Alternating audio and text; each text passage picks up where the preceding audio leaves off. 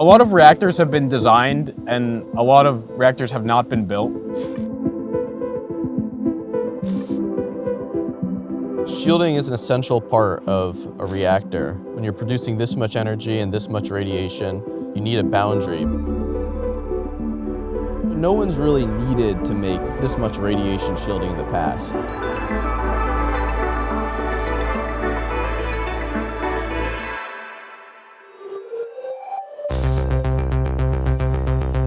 This is radiation shielding that will protect people from radiation coming off of the reactor. We have 78-inch concrete walls that have a huge safety factor on them to ensure that no radiation gets out. Those back there are the walls for the mold. We build those up, there's 4 walls. And then these are the liners here. So we insert these liners inside the walls, we cast, and then we demold and pull the blocks out. The entirety of our shielding is precast and being made as we make our reactor. It's very innovative. There haven't been very many precast shielding structures used for reactors before, like on the level that we're doing it.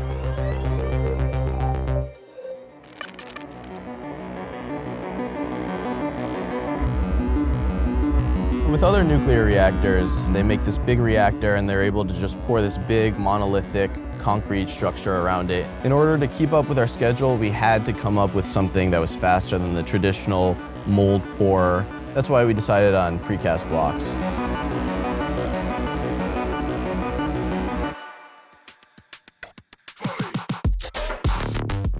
This is the first time we'll actually be pouring concrete into our mold. It's our first test block. It's not the actual concrete mix we'll be using.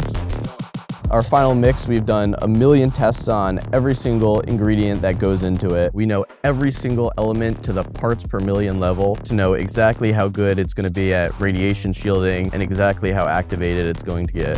The test mix is very helpful because it validates the procedure of how to pour the mold, how to smooth it out on the top, how to demold it, how to move it around with the crane. When we get to the real mix, that's when we actually do the real learning, because that's what we're going to use on site. We're going to go tomorrow and do the cast with our real mix. So in this test, we're going to check leakage through the mold, see if we have water seeping out.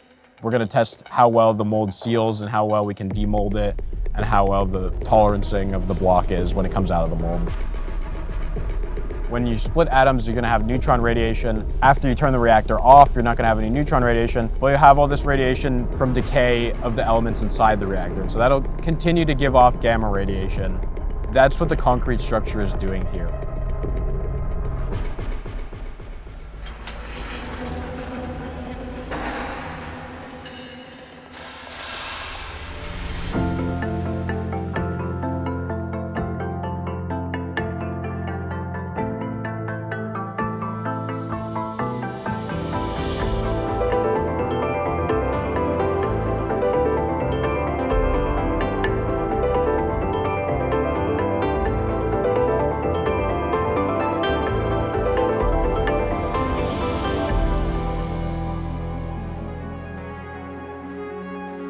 I'm standing here with block 0 of 143 Lego blocks that are going to be stacked around Ward 250 to protect the environment and personnel from gamma and neutron radiation.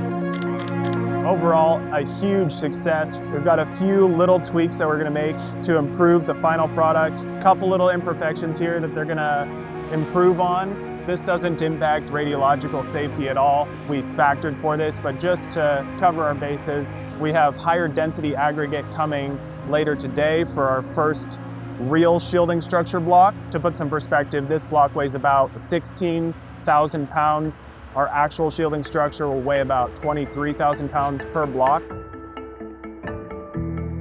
So right now, this shielding structure block is standing on its side. So it's going to be rotated 90 degrees. You notice there are these waves in the structure.